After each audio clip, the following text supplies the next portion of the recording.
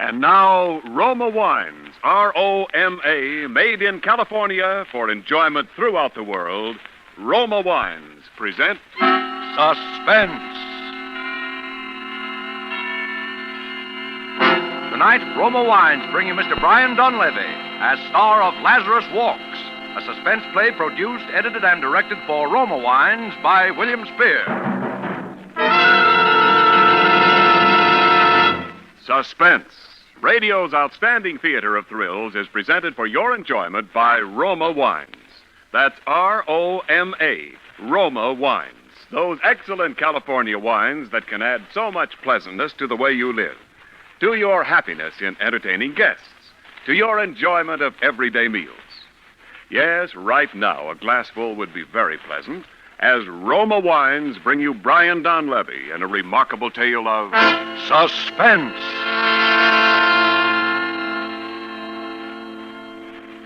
This is the truth. Do you understand? The truth. It must be the truth. It has to be.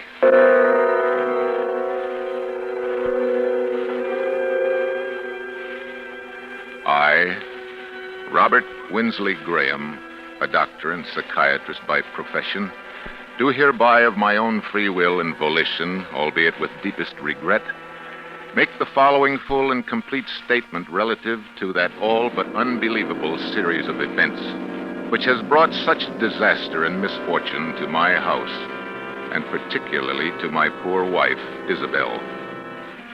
It had its beginning, properly speaking, some 2 months ago, to be exact, on the evening of August 25th. We were in the drawing room, Isabel at the piano practicing, as she said, her Aunt Jane and I on opposite sides. Isabel, what's the matter? I don't know. I can't seem to keep my mind on anything anymore. Even my music. Nerves. Nerves. Huh. Aunt Jane, please. I'm sorry, but I don't believe in beating about the bush. You're an artist. You've got talent. There's no sense in your trying to subordinate yourself to somebody else. Aunt Jane, that's enough. I'm not subordinating myself to anyone. Really, Aunt Jane, you mustn't interfere, you know. Robert doesn't want me to go back on the stage. Oh, darling, it isn't that I don't want you to go back. I'm proud of you. You know that. It's only because I know that going back to a professional career at your present mental condition could be terribly harmful. Yes, I know, Robert. I know you're right. After all, I am a doctor. It's my business to know these things. I'll get it probably in the hospital. Hello. Yes, this is Dr. Graham. Who? Oh, yes. Yes, why, of course. When would you like to see me? All right, fine. No trouble at all. Very well, I'll be expecting you. Goodbye. Isabel, good heavens, who do you suppose that was? Who? Roger Holcomb. Do you remember the case? Roger Holcomb. Roger Holcomb? I remember it. Of course you do. The fellow who was brought back from the dead, as the newspapers put it, about a year ago. Oh, yes. You know, he really was dead for 4 full minutes, as far as medical science was concerned. And then Bates brought him around. It was a 9 days wonder at the time. What does he want to see you about? I don't know. Something to do with his experience, obviously. Oh. He was in a terribly agitated state, poor fellow. He'd been walking up and down in front of the house for an hour, trying to get up courage to ring the bell. Finally, he phoned from the corner drugstore. Oh, the poor man. Why in the world would he do that? Anxiety neurosis. They hounded him in the most shocking way when he got out of the hospital. You know, preachers and spiritualists and movie agents and just plain fakers. People trying to find out if he remembered anything of the 4 minutes when he was supposed to be dead. And people just trying to exploit it. Oh, that's notoriety. Some thrive on it, some don't. One man's meat is another man's point. Yeah. Well, that must be Holcomb now. I'll take him into the office.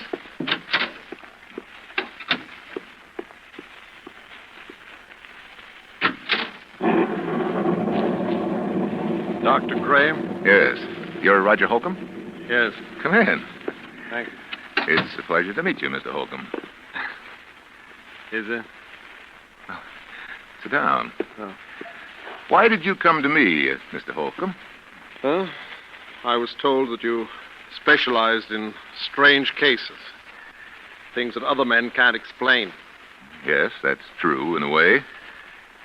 You know what happened when I got out of the hospital?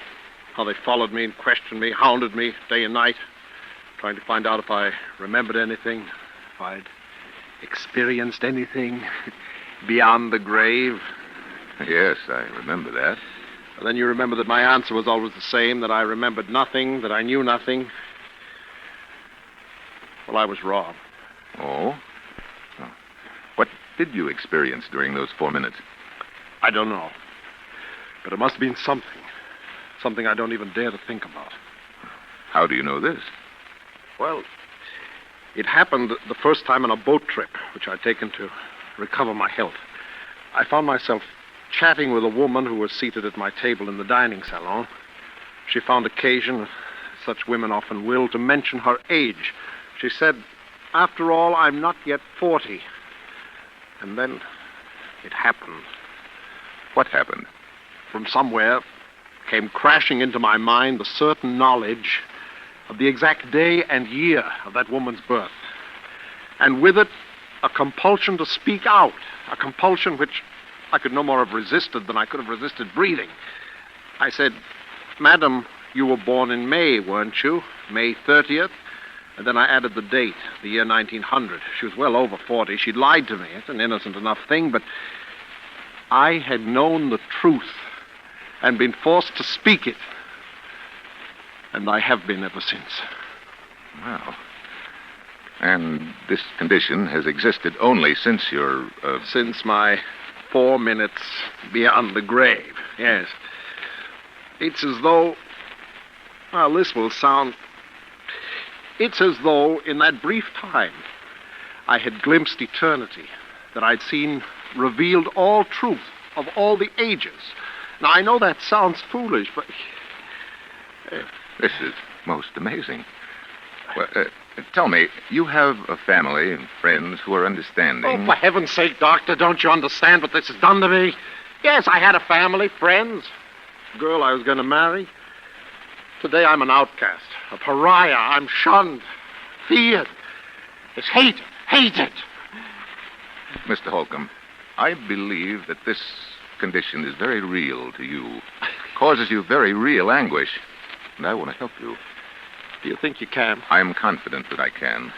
Do you suppose you could arrange to stay with me here at my home for a matter of weeks or months, if necessary? Oh, I'd do anything in the world to be a normal man again. Well, you'll have your own quarters. You'll be quite comfortable, I assure you. Well, I'm sure it's a lovely house, what I've seen of it. And... Yes, I'm rather lucky.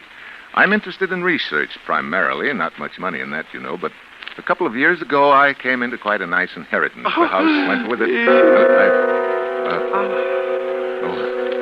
What is it? What's the matter? The inheritance was not yours, it was your wife's. The house is your wife's. You are penniless. That's true. I don't know why I lied to you. Pride, I suppose. I'm sorry. I told you I couldn't help it. I'll go now. No, please. It was my fault. It's a small matter. But you see now that... I want to help you. Do you believe me now? I believe, Mr. Holcomb, either that you are far more ill than I realized, or that in the months to come, you and I must venture into a realm never before explored by mortal man.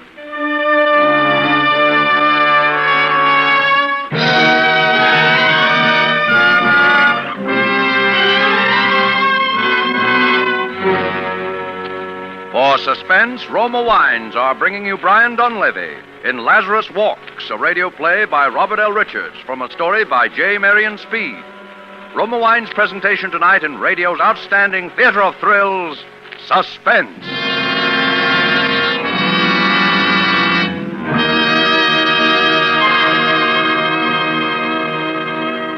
Between the acts of Suspense, this is Ken Niles for Roma Wines. These crisp autumn days, there's real pleasure in coming home to a welcome glass of Roma Grand Estate wine. Yes, for evenings at home or small get-togethers with friends, it's smart to serve Grand Estate wines. You can serve Grand Estate wines proudly to anyone, anytime. For each Grand Estate wine, a limited bottling by Roma, is born of choicest grapes, then guided to superb taste richness by patient skill, America's finest winemaking resources, and necessary time.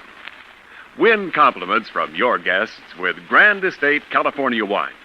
For entertaining, medium sherry, ruby port, or golden muscatel. For dining, Burgundy or Sauterne. Remember, Grand Estate wines presented by Roma, America's greatest vintner. And while there's time, take advantage of present low Roma prices. Buy a case of assorted Roma wines for the holidays. Do it now and save money. And now, Roma Wines bring back to our Hollywood soundstage Brian Donlevy in Lazarus Walks, a tale well calculated to keep you in suspense.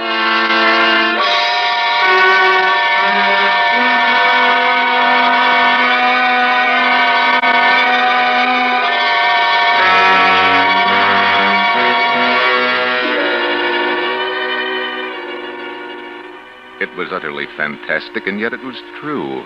I checked the facts again and again. He could not possibly have known, and yet he knew. Can you imagine what this meant to a man of science? If I could fathom the depths of Roger Holcomb's mind, I could make a contribution to the body of scientific knowledge absolutely without parallel in modern times. There remained the problem of Isabel. I was aware of the danger, of course, but I believed I could control the situation. I determined to proceed. Actually, Holcomb's presence made itself felt almost immediately. The first incident came after he had been with us scarcely a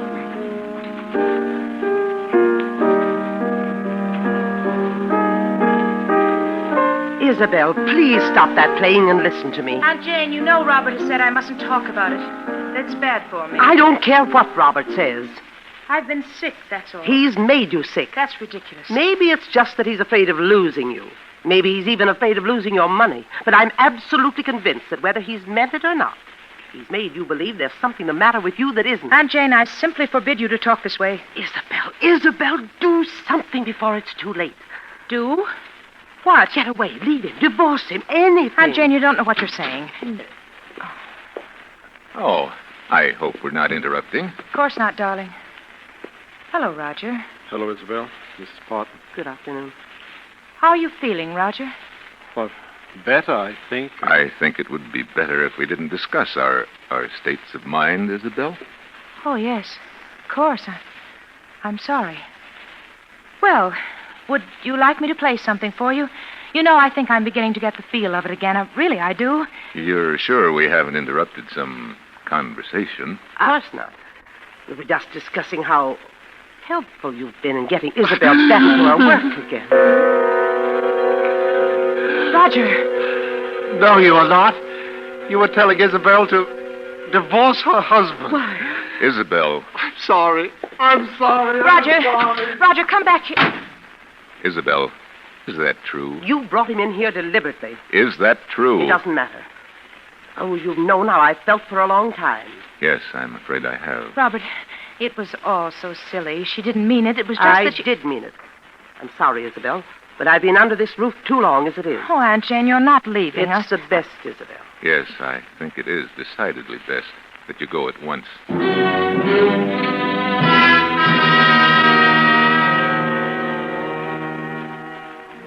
It was this incident which gave me my first insight into the relationship which was destined to develop between Isabel, Roger, and myself. The first and most obvious result was that Isabel and I became further estranged as each day passed. It was difficult to speak of even the most casual things with this strangely terrifying specter of truth always at our elbow. The situation reached its inevitable climax the evening that Leopold Serinsky, the famous conductor of the Los Angeles Symphony, was to call on Elizabeth with a view to a resumption of her professional career under his auspices. I gave a great deal of thought to that evening. It had to be handled with the greatest tact and care. Robert, you will help me, won't you? Of course I will, darling. Robert, does he have to have dinner with us tonight? Roger? Isabel, you know how I stand on that. Oh, yes, I know, but just this once. Even once, Isabel, to keep him in his room like a spoiled child when we have guests might undo everything I've accomplished in weeks. Oh, I know, darling, of course you're right, but... Oh, Roger, come in. Robert. Yes? I was wondering if I mightn't be excused. Just tonight. You're having dinner with us, Roger. Must I? You know you must, Roger, and you know why. Roger, don't you want to meet Mr. Serinsky? He's really a wonderful person. Yes, indeed, I would very much, but... You know, Roger, I made my debut with him in 1934. I did a concert with him every year until... Isabel was very talented. I was. I am. Roger, I'm going to play with him again, you know. He wants me to open the season in November. Can you imagine what it means to me? I'm so glad, Isabel. And Robert has finally given his consent, haven't you, dear? Robert? Robert. I'm sorry. What was it you said, Isabel? I said you'd given your consent to my playing with Serinsky. Isabel, you know I don't want you to think that I'd ever stand in your way. Yes, I know, dear. I'll do the Emperor Concerto, and you'll come to hear me. You do want to, don't you, Roger? Well, Please, Isabel, don't ask me things that I can't. What's the matter? What's the matter with both of you? You act as though you thought I wouldn't be able to appear. As though the whole idea were hopeless or something. Isabel, please. I am going to play. And I'll be better than I ever was. You know I will, don't you? Don't you? Yes, of course, Isabel. You'll play wonderfully. No, Robert, no, that's untrue. You're very certain that Isabel will be prevented from ever playing again by death. Death? Oh, Isabel, forgive me. Death? No, it's not true. Tell me it isn't. Roger, who's going to die? Answer me. Roger, do you hear me? Answer me. Answer me!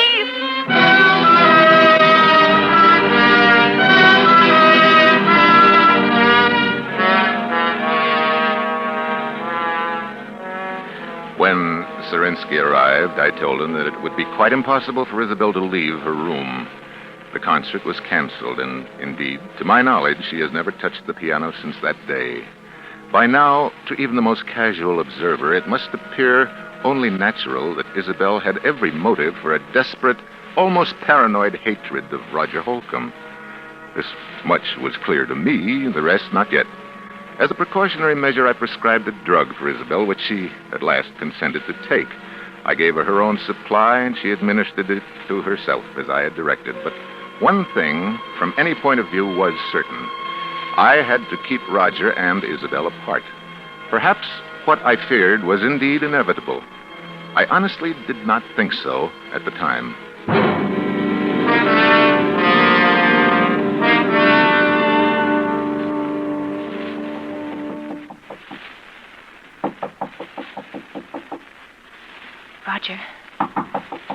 Roger.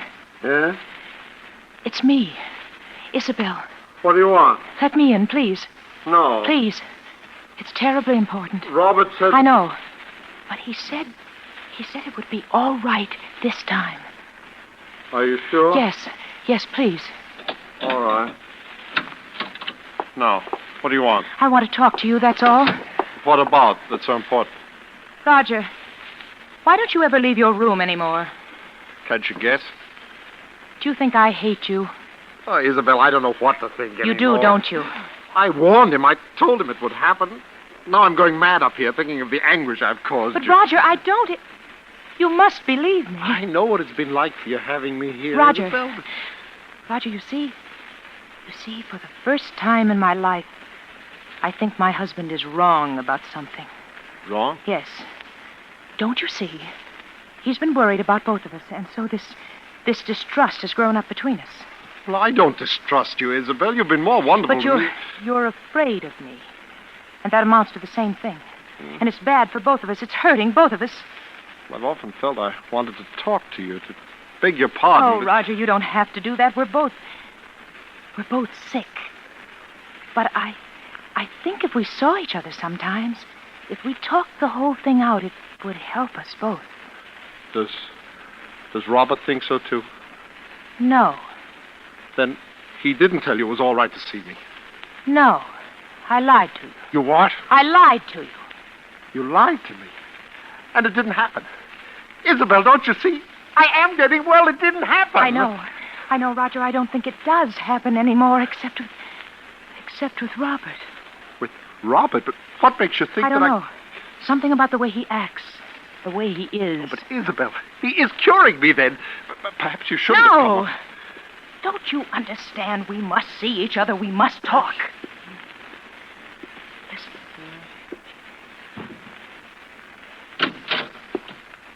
Isabel. Robert, something's happened that I must tell you. Please, you're completely overwrought. Oh, but Robert, I must insist. Isabel, why did you do this? I'm sorry. You'll have to have a sedative right away. Isabel, get the bottle from your room. Oh. Mine? Yes, hurry. All right. Robert, she lied to me. Yes, I know. But, Roger, I must absolutely forbid you to talk now. You must trust me. Well, all right, but later I want to have a long talk. Of course we shall. Here it is. And I brought my hypodermic, too. I'm glad you did. The other one's mislaid somewhere. Will you give it to him, please? I? Yes, this has upset me rather badly. My hands are shaking. Oh, Robert, I'm terribly sorry. No matter now. Give him the hypodermic. In the upper arm. That's right. Yes. There. Thank you. Leave us now, please, Isabel. Yes. All right. How are you feeling now, Roger? I'm fine, Robert. I think I'm better than I have been in months. I know you're better. That's why I was so upset. You see?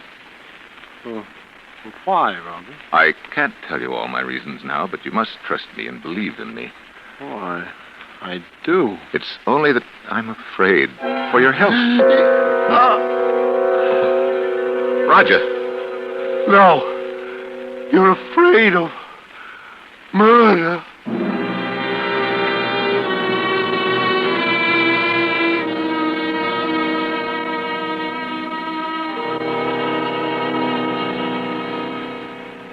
It was clear to me now. I knew I must take immediate action. I knew that the most terrible consequences might result if Isabel were alone with Roger Holcomb, even for a moment. For he knew. He said so. There was no other explanation. I thought it through most carefully, and yet no plans are perfect. No man is infallible.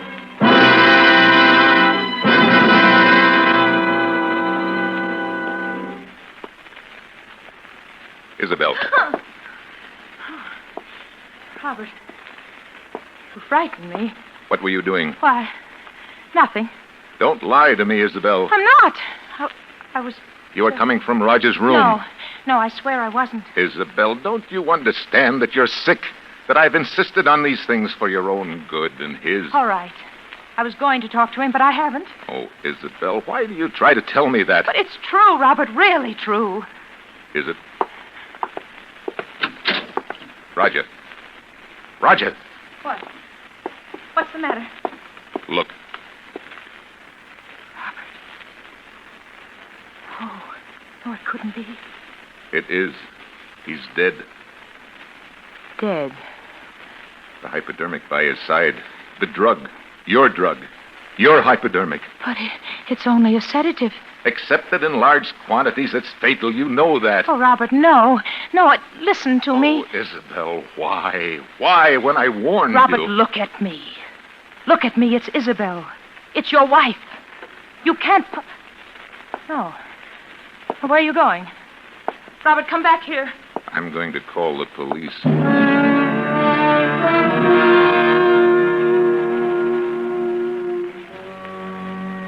Even though it did not come to me as a shock, even from my point of view as a scientist, it was terrible enough. Yet, it had to be done, and I had done it. I did not speak to her as we waited, and she made no further attempt to appeal to me. The police arrived. I told the story with as little emotion as possible.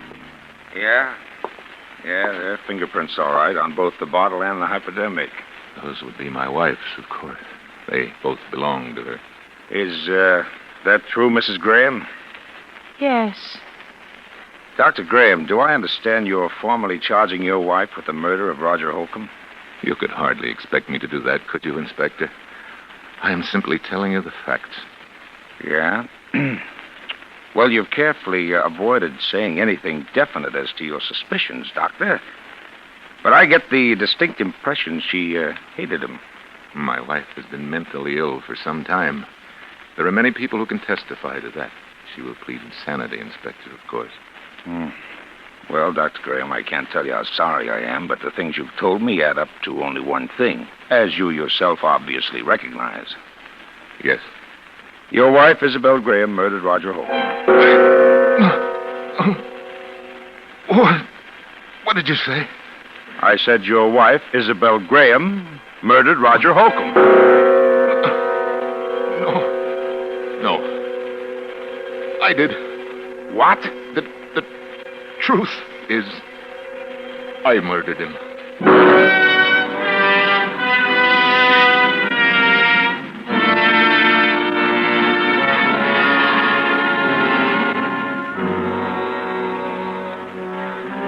No plans are perfect. No man is infallible. Yes, I killed Roger Holcomb, and I had planned to dispose of Isabel for many months. I had never loved her. I had loved only science, and I wanted her money, and Holcomb found it out. That was the risk I ran. That any chance lie in his presence, either by Isabel or myself, would bring out the truth. And it did. I had no alternative once he discovered that but to kill him. It was easy enough to throw the blame on Isabel, but I had not counted on that terrible compunction for the truth. That strange affliction of Roger Holcomb's and its power over me. Did it transfer itself at his death to me, or was it conscience? It is a pity that it had to end this way. It was a fascinating case.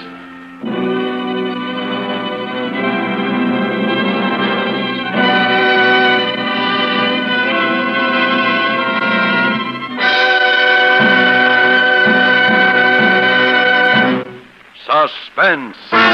Presented by Roma Wines, R-O-M-A, made in California for enjoyment throughout the world. And now this is Ken Niles bringing back to our suspense microphone the star of tonight's play, Brian Donlevy. Well, Brian, we can't give you an Oscar for your outstanding performance tonight, but Roma does want you to enjoy this basket of fine Grand Estate wines. Grand Estate wines? Well, that kind of Oscar has taste appeal, Ken. Right you are, Brian. Here in your basket is Grand Estate California Burgundy, and Grand Estate Burgundy at mealtime really makes a difference you can taste. Yes, Grand Estate Burgundy brings out all the taste goodness in juicy roast beef, adds to your enjoyment of a good steak, a brace of sizzling chops, or even simple hamburgers. You're killing me. I'm starved. I never eat before a broadcast. Well, then you'll especially enjoy Grand Estate Burgundy with supper tonight. For Grand Estate Burgundy, like all Grand Estate wines, is a limited bottling of rare distinction, a wine born of the choicest grapes, then with infinite patience, guided to mellow perfection by the unmatched skill and resources of Roma Master Vintners. Remember the name, Grand Estate Wine, presented by Roma, America's greatest vintner. I'll remember, Ken. And speaking of great names, I understand that you have Jack Carson all set for Suspense next week, a comedy show, I suppose. Oh, now, come, Brian. You know we specialize in the unexpected on Suspense. No, Mr. Carson will, I think, astonish a great many listeners who think of him as a gay, mad jokesmith. They'll hear him really give out with the drama when he appears on Suspense next Thursday. He'll play a man who wants his freedom badly enough to kill somebody for it. Well, that I've got to hear. Well, thanks, Ken, and Bill, and Lud. It's been swell, as usual. Well, thank you again, Brian. And we all think you're great in Paramount's 2 years before the mast. Next Thursday, same time, you will hear Mr. Jack Carson as star of Suspense. Produced and directed by William Spear for the Roma Wine Company of Fresno, California. Stay tuned for the thrilling adventures of the FBI in peace and war, following immediately over most of these stations.